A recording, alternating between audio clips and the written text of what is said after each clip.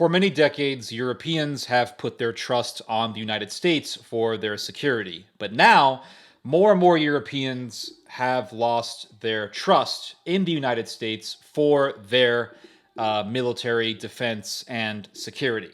And there was a recent study that was done, or really a survey, I should say, indicating this very phenomena of Europeans losing their faith in America for their security. So I'll read to you guys the article. This is from the Parliament. And the title of the article is Very Few Europeans Believe US Will Intervene on Their Behalf in Military Crisis. In a pan-European survey of over 15,000 citizens in 10 EU member states, just 10% held the view that the US was a reliable security partner that will always protect Europe. Just 10%. Which means the majority of the people in this survey said that they do not put their trust in the United States for their security.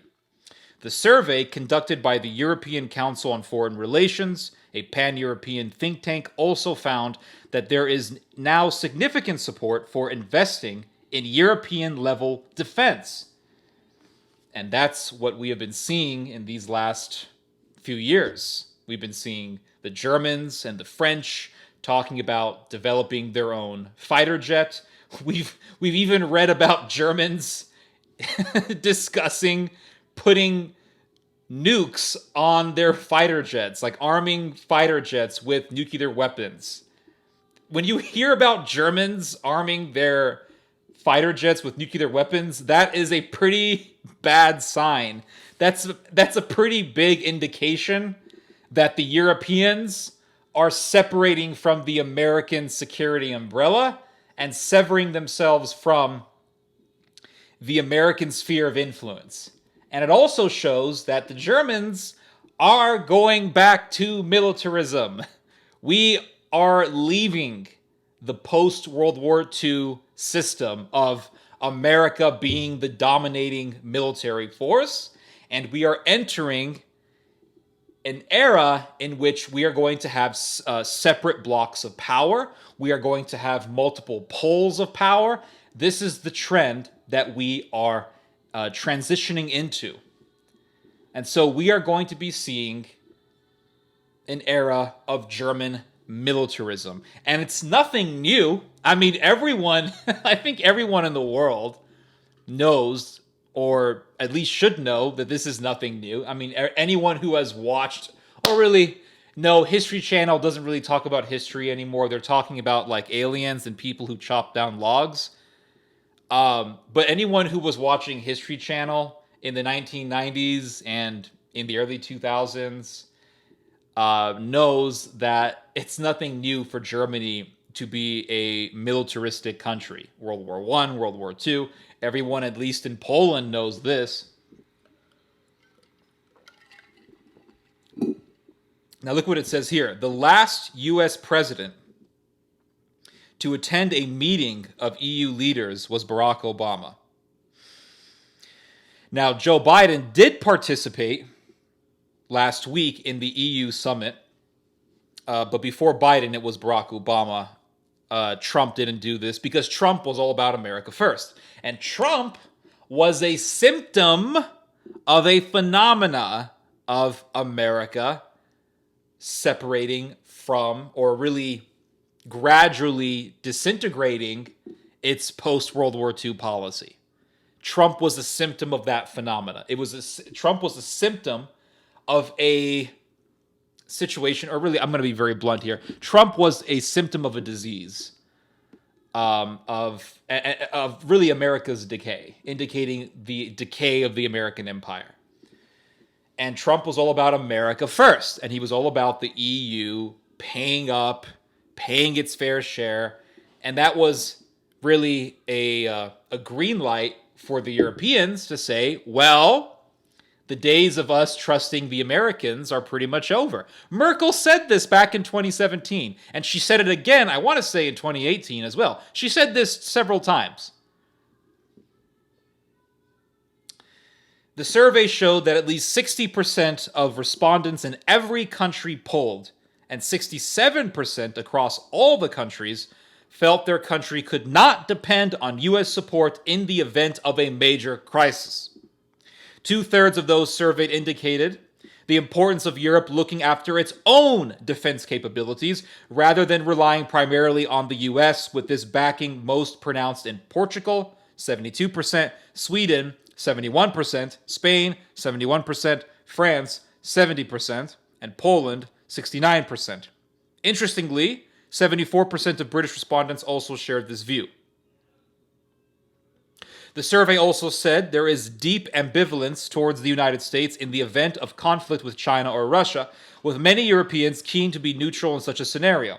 There is, said the authors of the survey, also a strong sense among Europeans that China will overtake the US as the world's leading superpower within the next decade, but that's very debatable. I don't think China has the capacity to becoming another United States. I just don't see that happening. There are several parts of China's military that are extremely underdeveloped, extremely underfunded, and China's military is using, to a great extent, outdated military technology. If you don't believe me, look at what the Armenians were using in the most recent Karabakh War. The Armenians were using Russian military equipment, and they lost against NATO military equipment. So I don't have this. I really am actually kind of tired of hearing about China. Everyone's like, China's going to take over the world. And I've literally been hearing about this since I was in freaking high school. And it's just like, it's not going to happen. China is a regional power. I can't deny that. But so is Iran. And Iran is not going to take over the world anytime soon.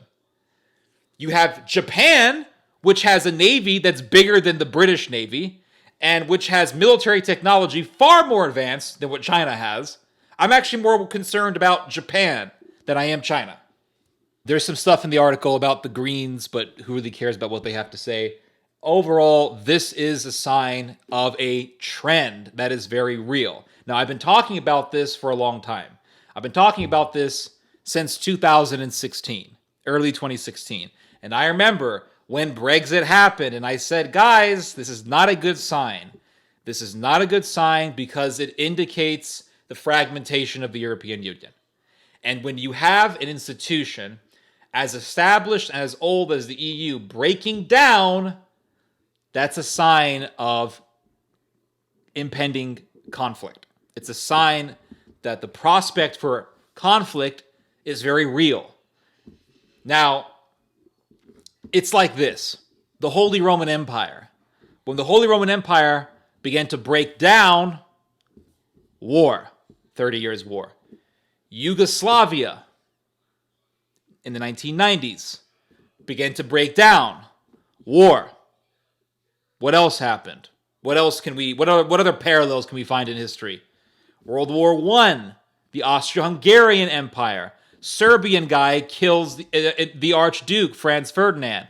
War.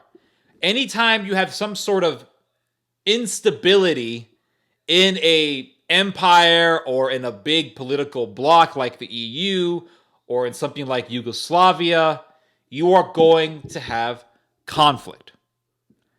Because Germany has been very comfortable for decades controlling other countries with its money. But when it sees that America is not reliable, or when it at least perceives that America is not reliable, it will use that as an excuse to justify militarization. We have been seeing this literally since Brexit. What happened not too long after Brexit, I've said this a million times. There was a meeting in Bratislava. Britain did not have a representative there, which was unheard of before Brexit. And the Germans and the French were talking about making an EU military force. So now we are seeing the creation of a new European Union. One that is dominated by the Germans. Because at least before Brexit, the British had veto power, and the British had a lot of political leverage. Remember, the British were the biggest contributors to the EU's military defense budget. Now that the British are gone, who can now foot the bill? It's the Germans and the French. So with the Franco-German alliance now dominating the European Union, there is no force there to veto the idea of a EU military force.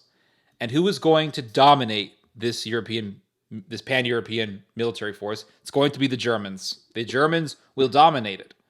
The Germans themselves have talked about this. And then you have the fact that the coronavirus has isolated the world even more, with countries saying, hey, yeah, we have this vaccine, but we're going to vaccine our own people before we vaccinate you. So America has numerous different vaccines, and other countries want America's vaccine. Sorry, can't do it. We're going to vaccinate our own people. Look at the conflict between the EU and the UK over the vaccine. The UK says, yeah, I know we have to ship a bunch of vaccines to you guys, but we're going to vaccinate the British people before we vaccinate you guys. And that has been a cause of conflict. So the world is becoming more isolated. Now, this reminds me about what happened before the Protestant Reformation, the Great Plague. The Great Plague isolated the world. Because before the Great Plague, people were traveling around. People in England were going to France. People in France were going to England. People in England spoke French. Most people don't know that, but that's true. At one point in time, English people spoke French. I think it was like Burgundy French or something like that. Burgundian or something. I don't remember. But it was pretty international. The Great Plague hits and people become more regionalistic. And that was one of the things that preceded the Protestant revolt. Because people were like, well, who cares about a universal church? I care more about the Church of England. So plagues can precipitate regionalism and isolationism. And coronavirus has been, in a way, a catalyst towards that. So we are now entering a trend.